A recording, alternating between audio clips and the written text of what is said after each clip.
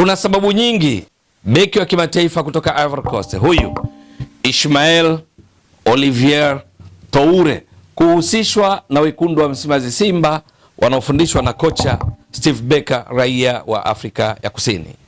Simba wana ukwasi wa kutosha kiasi ya kwamba kama dili hili linawahusisha na wakimhitaji hawashindi kumpata kutoka katika klabu anayochezea sasa ya Banias inayoshiriki katika ligi kuu ya Falme za Kiarabu, ligi namba 4 kwa ubora barani Asia kwa mujibu wa viwango vya AFC, shirikisho la mpira wa miguu barani Asia, ikizidiwa tu na ligi kuu za Saudi Arabia, ligi kuu ya Japan, ligi kuu ya Korea ya Kusini, halafu inafuatia ligi kuu ya Falme za Kiarabu. Ndipo ambapo Ismael Olivier Toure anakocheza hivi sasa.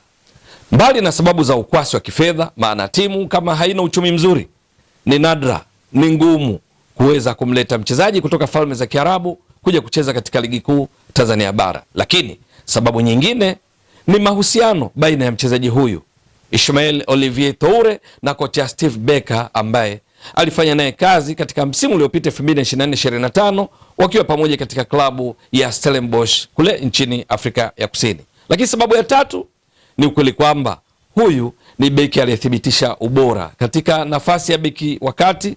Amekuwa na kiwango kizuri katika klabu mbalimbali alizotoka, ikiwamo Stellenbosch ambayo yeye alikuwa ni miongoni mwa wale waliowezesha kufanya vizuri katika ligi kuu ya Afrika Kusini, wakimaliza nafasi ya 3 na kupata tiketi ya kuwakilisha Afrika Kusini katika michuano ya kombe la shirikisho la CAF, lakini pia kuiwezesha Stellenbosch kufika hatua ya nusu fainali ya kombe la shirikisho barani Afrika, ikiwa ni mara yao ya kwanza tangu kuanzishwa kwao. Lakini sababu ya 4 ni ukweli kwamba Simba, baada ya kutokea changamoto kwenye nafasi ya mabeki wa kati, mchezaji kama Abdurazak Hamza kusumbuliwa na majeraha ya mara kwa mara, yaweza ikawa sababu ya kumhitaji beki huyu Ismael Olivier Toure ili kuungana na waliopo kuimarisha Simba katika eneo hilo la ulinzi wa kati. Lakini sababu nyingine ni juu ya uzoefu.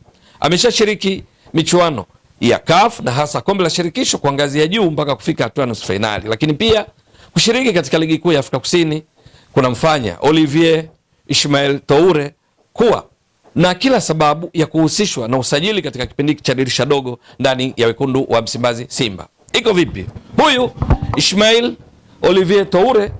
Taarifa zilizopo hivi sasa ni kwamba ni miongoni mwa wachezaji wanaohusishwa na wekundu wa Msimbazi Simba kwenda kuungana na kocha wake wa zamani Steve Barker katika kuimarisha Simba kwenye eneo la kiulinzi, lakini pia katika kuhakikisha yeye anaungana na wenzake kuwa sehemu ya uanzishaji wa mashambulizi ya Simba kutoka kwa kipa wao kwenda kwa washambuliaji wao kwenda kwa viungo wao, na ni kwa sababu ya uwezo wake mkubwa wa kutoa pasi, ikiwa ni miongoni mwa sababu katika zile ninazosema ni nyingi za kumhusisha mchezaji huyu na wekundu wa Msimbazi Simba.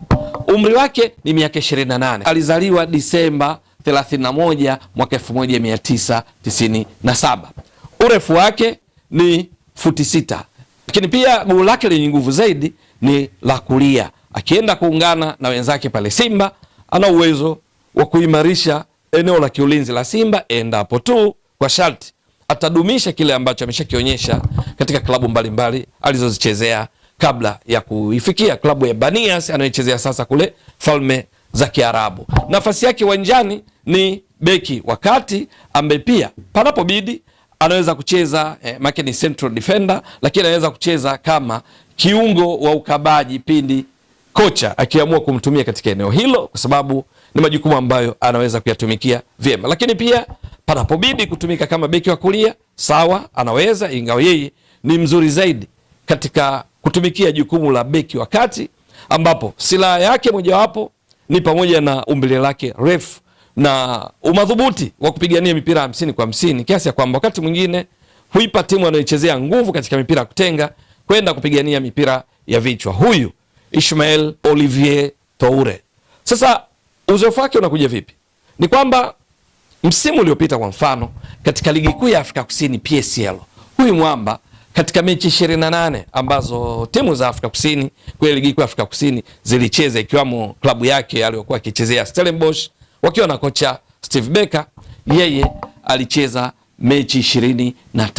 Unaweza kaona ni kwa kiasi gani amecheza mechi nyingi. 23 kati ya mechi 28, maana yake alikosa mechi 5. Dakika alizocheza zilikuwa ni 2013, lakini hakuwa burebure uwanjani. Alifanya kazi kubwa katika kutimiza majukumu ya kiulinzi. Yuko vizuri katika kupigania mipira ya juu, mipira ya chini, kufanya tackling, kufanya clearances, kuosha mpira pale panapobidi ili kunusuru lango lake liwe salama. Hana mambo mengi linapokuja swala la kuhakikisha usalama kwenye lango lao. Matokeo yake ni nini?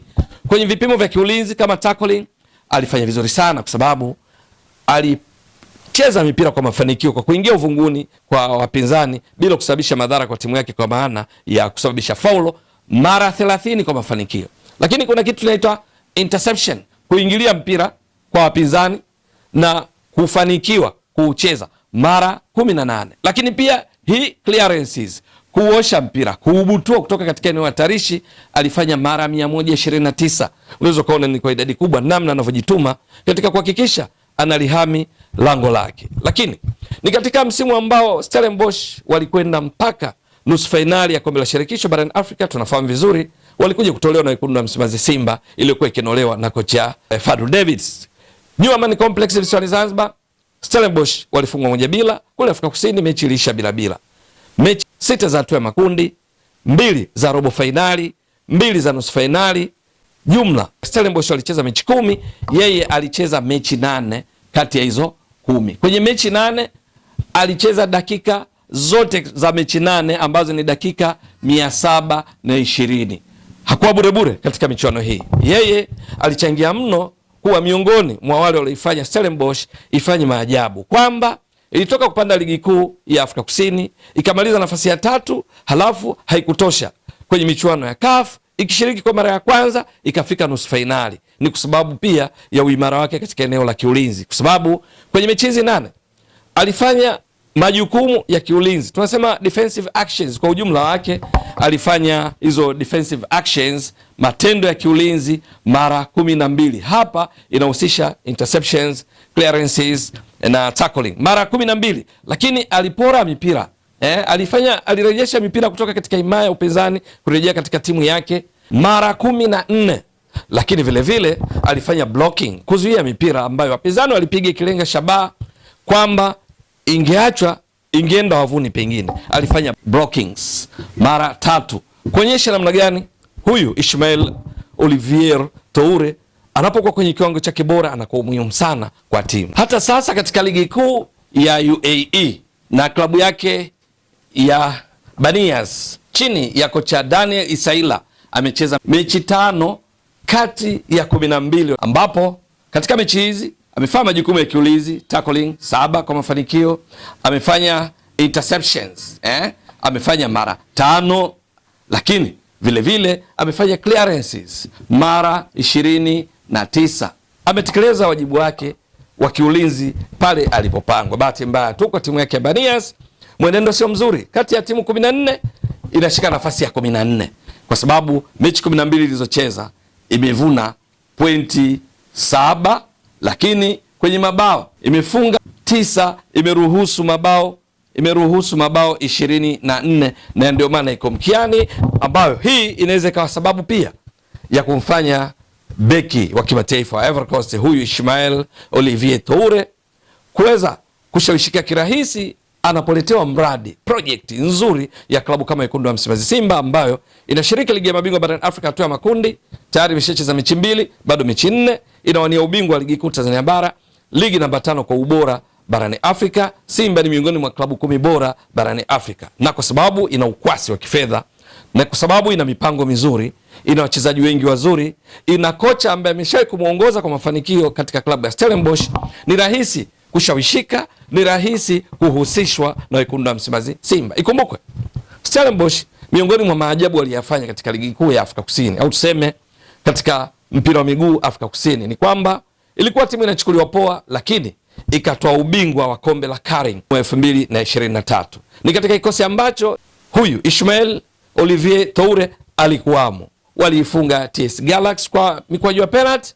Katika historia hiyo, wakati wakiweka kocha Steve Becker, wachezaji alikuwa akijivunia ni pamoja na huyu Ismael Olivier Toure, lakini ana uzoefu kabla ya kutoa Stellenbosch na kisha akenda Banias ya Falme za Kiarabu.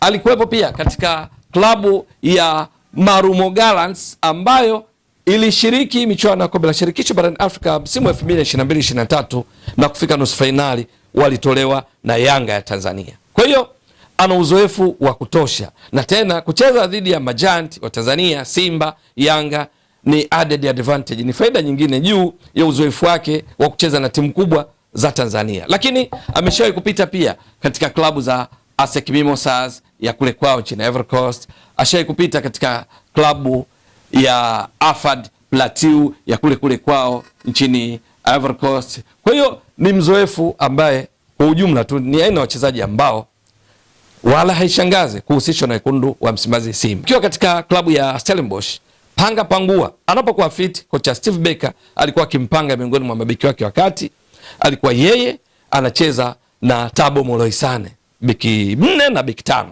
mabeki wakati wawili. Pembeni walikuwa kushoto na Fawaz Basadien ambaye hivi sasa yupo katika klabu ya Mamelodi Sundowns, lakini upande wa kulia kulikopo na Nigeria Kazi Godswill ambaye alitua Stellenbosch akitokea katika klabu ya Rivers United ya kule nchini Algeria. Eneo la kiungo inakumbukwa, miongoni walokuwa nao ni pamoja na Tato Kiba, ni pamoja na Sile Nduli.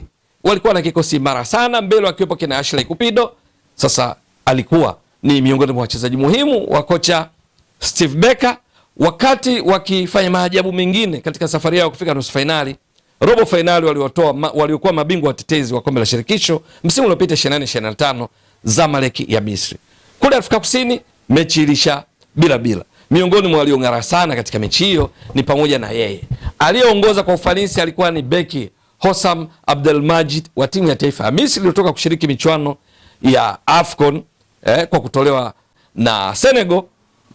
Hossam ndo alikuwa namba 1 kwa ufanisi wa 7.6 kati ya 10 katika mechi hiyo ya Zamalek dhidi ya Stellenbosch iliyoisha bila kule Afrika Kusini, beki wa kati wa Zamalek. Lakini wa pili alikuwa ni yeye akiwa na 7.4 kati ya 10 wa Stellenbosch, pamoja na golikipa wa Zamalek Mohamed Awad. Ndio walioperform vizuri zaidi katika mechi hiyo iliyoisha kwa suluhu. Lakini walipokwenda kucheza kule nchini Misri na Zamalek, Stellenbosch wakaifunga Zamalek kwao 1-0 na kuang'oa kwenye michuano wao wakienda nusu finali kwenda kucheza dhidi ya Simba. Ni mechi ambayo kwa mara nyingine tena Ismail Olivier Toure alicheza vizuri sana katika mpango kazi wa kocha Steve Barker, ambapo walikuwa kwenye kuzuia, yeye ndo anakuwa wa mwisho akiwa pamoja na mwenzake Moloisane, alafu mwingine alikuwa akiungana nao ni Sile Nduli. Wakati wanaposhambulia wao watatu wanabaki kuhakikisha wanazuia mashambulizi ya kushtukiza ya timu pinzani ikiwemo Zamalek. Akitoa Simba,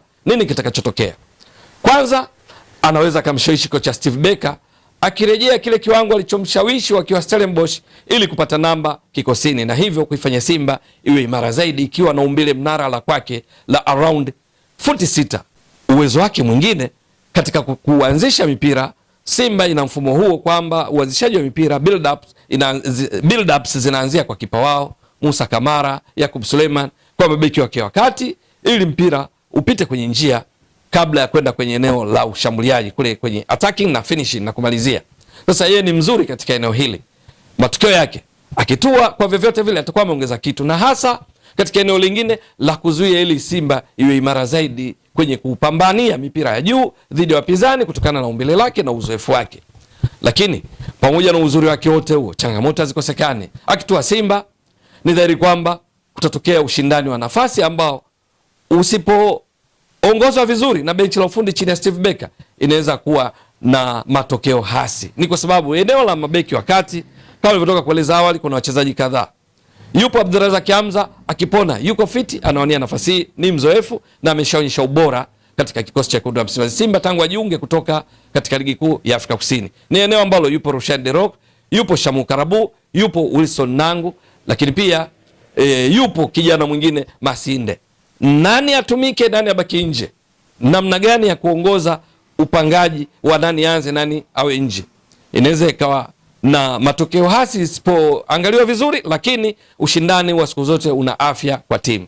Lakini changamoto nyingine ni kwamba yeye ni raia wa kigeni. Akijiunga na Simba, maana yake miongoni mwa wachezaji 12 kikanuni katika ligi kuu Tanzania bara wanaoruhusiwa wa kutoka nje ya Tanzania, itabidi mmoja ampishe ili yeye apate nafasi. Sio jambo dogo. Lakini jambo lingine ni kwamba anajiunga na Simba ambayo kwa michuano ya CAF tayari na shinikizo la kuhakikisha linapata matokeo mazuri katika mechi 4 zilizobaki za hatua ya makundi. Kwenye kundi lao la D, Simba iko mkiani ikiwa imepoteza mechi 2 zote za mwanzo, wakifungwa na Petro Atletico ya Rwanda kwa Mkapa, wakifungwa kule nchini Mali na Stade Malien. Sasa kwenye mechi 4 zote kwa Simba ni kama fainali. Shinikizo hilo sio tu kwa wachezaji wengine, na yeye akitoa Simba atakuwa mmoja wapo kuhakikisha wanapata matokeo mazuri. Cha kuvutia tu ni kwamba katika eneo hili yeye kwa uzoefu wake kwenye safari yao msimu uliopita hatua ya makundi kombe la shirikisho walikuwa pia na Stade Malien, ambapo kule Afrika Kusini waliwafunga 2-0, yeye akiwa miongoni waliowezesha ushindi huo. Lakini wakiwa ugenini Mali walifungwa 2-0. Simba imefungwa 2-0 kule Mali, ina kila sababu yenyewe nayo kupindua meza kushinda nyumbani, kuanzia walau mabao 2 au vyovyote vile. Walifanya hivyo Stellenbosch wakiwa na kocha Steve Becker na mabeki wake ni pamoja na yeye Ismail Olivier Toure. Maana yake ni kwamba akisajiliwa Simba anakutana tena na Stade Malien ambayo msimu uliopita matokeo yalikuwa 2-2 kila mmoja akimfunga kwake. Anakuja akijiunga na Simba anakumbana na Stade Malien ambayo tayari shaifunga Simba 2-2 kule Mali. Yeye anaweza akachangia kitu katika kuhakikisha Simba inapata ushindi. Changamoto hazikosekani, mazuri ni mengi yaonyesha kwa mchezaji huyu kuliko changamoto. Je, itakuwa vipi? Ni swala la kusubiri. Ewe mtazamaji wa Mbwaduke Stats Sport Next Level, endelea kuunga mkono channel hii kwa kuhakikisha una subscribe, una share, una like na kucomment. Mwasilishaji wako ni mimi Ramadhani Mbwaduke almaarufu kama Mzee wa Data. Shukrani jazilan. Bye bye.